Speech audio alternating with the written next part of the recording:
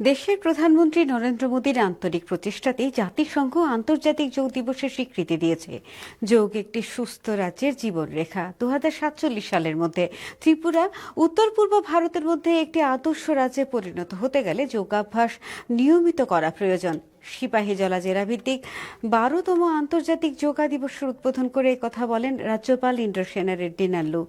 জেলা যুব বিষয়ক ক্রীড়া দপ্তরের সহযোগিতায় সিপাহীজলা জেলা প্রশাসনের উদ্যোগে চরিলামের ভারতরত্ন অটল বিহারী বাজপেয়ী উচ্চ মাধ্যমিক বিদ্যালয়ে আয়োজিত অনুষ্ঠানে অন্যান্যদের মধ্যে ছিলেন জেলা সভাধিপতি সুপ্রিয়া দাস দত্ত, জেলা শাসক ডক্টর সিদ্ধার্থ শিব জয়সওয়াল, অতিরিক্ত জেলাশাসক সুভাষ দত্ত, অতিরিক্ত পুলিশ সুপার রাজীব সূত্রধর প্রমুখ।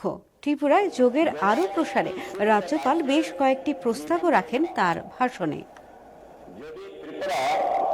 2047 সালের মধ্যে উত্তর পূর্ব ভারতের একটি আদর্শ রাজ্যে পরিণত হতে চায়, তাহলে অসুস্থ জনগোষ্ঠী নিয়ে তা সম্ভব নয়।